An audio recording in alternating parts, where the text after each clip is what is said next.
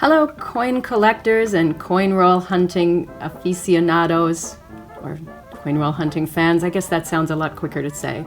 Welcome to another episode of My Executive Ranch. Today we're going to talk about a subscription drive that I'm doing. Please do subscribe to my channel, which is My Executive Ranch. And if you send me your physical address to myexecutiveranch@gmail.com, I will send you a gift just for subscribing.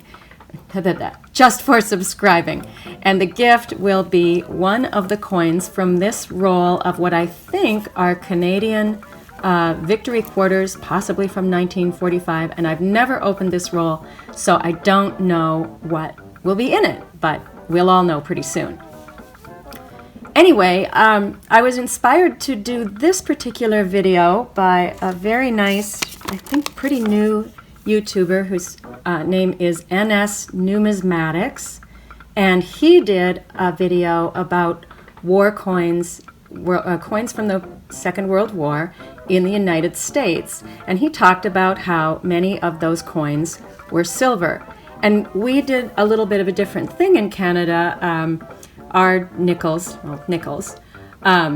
didn't have any silver in them after 1922. They had nickel, obviously enough. And then that changed a little bit in the war. So I thought that I would work some history about Canada's Second World War coins into today's video while I open up the coins. So without further ado, I think I'll put this up here in the corner, and I'll put NS Numismatics over here because he is the reason that we're doing this video today. And I'm going to take this out because you guys all know what the video is about. And I have a few notes. Look, I have notes. But I think I'll try and leave them out of the action here, at least at the beginning. So, the Canadian nickel started as a very small coin, which was made of silver, starting around 1858. It was a tiny silver coin that was also referred to as a fish scale. And so it didn't have much silver in it at all. And then as time went on, those coins got bigger, and they were made of silver, and they got bigger and bigger until finally, by about 1922, they were using so much silver that it got too expensive to make them. So instead of going back to silver coins and making them smaller, they decided to make the coin out of nickel and call it a nickel. And so that's why after about 1922, all the nickel coins in Canada were actually made of nickel. So just to kind of show you here, I'm going to reopen this roll that I opened on another video. It's George VI nickels that I opened on July 10th and revealed in another video, but I thought it might be fun to just take a quick look at some of these, and then we'll get on to our big reveal. In this video, I have some really old Canadian nickels. For example, here is one from, what is the year on that? Can't read it. I'm just going to pull it out of the off camera for a minute. For example, here's one from 1933. And you can see that that coin is large, like a U.S. nickel is. And, oh, there's good old George V. He's all scratched up, unfortunately. Nickel coins also, as far as I know, are magnetic. So we'll just see if this one is magnetic or not. I've got a little Scotty dog magnet here. And look at that. Sure enough, it's magnetic. Look at that. So that went on. Who was the king changed after a while. And by, let's see, what year is this? 1941, we have George VI. He's the king. And we've got still the large round nickel, kind of like the U.S. nickel. But by the war, they went to the, by 1942, and I don't know if I'm going to have one of these here, but I might. I never know. By 1942, oh, no, I don't have a 42. But in 1942, they changed to this design, which is similar to the 1944 nickel, which is a 12-sided design. And there on the outside of the design, you can see that in Morse code, it says we all win if we work together, because, of course, that was supporting the war effort. Let's see if this is still magnetic. Yep, look at that. Dun, dun. Now, by later on in the war, some of the coins, some of the nickels were made of copper and zinc, a combination of copper and zinc that was bright yellow and looked like brass, and that was called tombac. I don't have any of those. But then, as we move past, I think, 1942, 1943, I'm not sure the exact year, they went to a steel-nickel combination, or they made the coins out of steel rather, and then they plated them in nickel and chrome. Now, I personally think this was a bad idea because a lot of these coins, here I'll show you one that you can really see it. Here's one in nickel, plated in nickel and chrome, and of course it looks better in this light. But as I get it up closer, you can see that the chrome plating kind of wore away, especially around the edges here. And these coins, oh yeah, on the obverse, on the face side, you can see that plating really wore away, and these coins did not hold up well over time. So that was super unfortunate about those coins. They actually, they plated them before they struck them, which again was probably not the greatest idea. And so consequently, we have all these kind of ratty looking old Canadian nickels. But anyway, by the end of the war, they went back to nickel coins. Let's see. Steel and nickel are both. By the end of the war, they went back to nickel coins. Let's see, what's that one? That's a 52. Oh, there we go. I'm trying to get it up in there so you can kind of see it. By the end of the war, they went back to the nickel coins, but they kept the 12-sided shape because everybody liked that up until about 1963.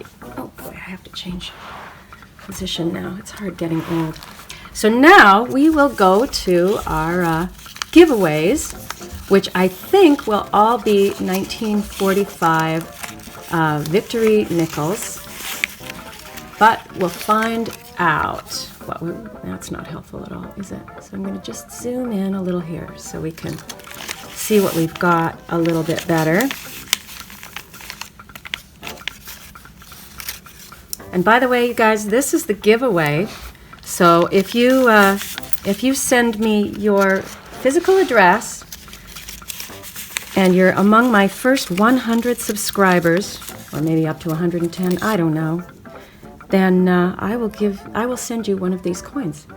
So what do we have here? We have a nice 1945 without too much wear on it. Another nice 1945 with a little bit of wear. If I find any super fantastic ones, like some kind of coin in here that's worth more than a few dollars, I'm probably going to have to sell it on eBay instead of sending it to you guys, but I'll try and send you nice ones. So there's a nice one. See what I mean about the plating wearing off? Geez, not the best. Sorry, I guess that didn't sound that nice. So yeah, if I find something that's super expensive, I'm going to have to sell it on eBay and give my mom the money because she could use the money. But as long as these are just kind of run-of-the-mill, nice 1945 Canada wartime nickels, then one of them is yours if you send me your address. These are all looking pretty standard, but I want to look at this one because maybe it's one that came without the chrome or was one of those tombac ones, but no, that's just one where the chrome rusted away, or the chrome wore away and the coin rusted a little bit. I don't think I'll send anybody that one. It looks a little bit ratty. Unless you Unless you write me and say that you really want it. There's another one that's got some rust on it. What else do we have here? 1945, 1945. Yep, you guys, we got a lot of these. Now, in terms of what they are, the grading is always done by the obverse, and I think they're pretty nice. You know, these coins have been rolled up for a long time. And there's good old George VI. Even in the coins that have some,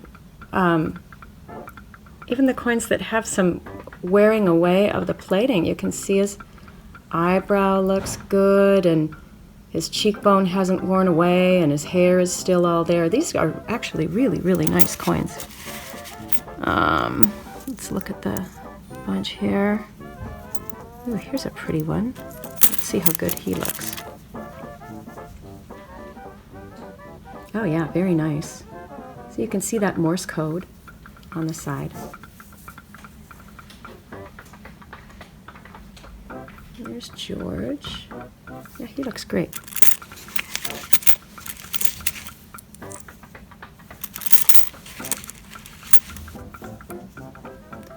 This might be one of the nicest of the bunch, actually. You can still see kind of a little bit of mint luster, that nice, I think it's kind of considered a frostiness on the coin.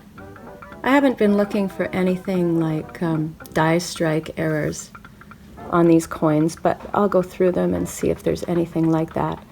I have some other coins that do have die strike errors on them, which are also super interesting. Here's a nice one. There we go. Oh, yeah, that one's got a little wear away. Anyway, so you guys, this is the giveaway coin. And thank you to NS Numismatics for giving me the idea to do this video. And again, send me your physical address. Oh, I have to zoom out a little bit. Oh, bleh. Send me your physical address to MyExecutiveRanch@gmail.com, and you can have one of these giveaway coins. If you would rather have a coin from another year, I think I also have some nice 1954 nickels. And so just please do that. Please subscribe to MyExecutiveRanch, and you'll get one of these coins. And then in another video, I'll tell you about the giveaway that I'll do once I get to 100 subscribers, and that's a really cool thing too. But I'm going to try and keep this short because YouTube will only allow me to upload a 15-minute video, and I think I must be getting close. Thank you very much for watching, and again, myexecutiveranch@gmail.com for a prize. Thank you.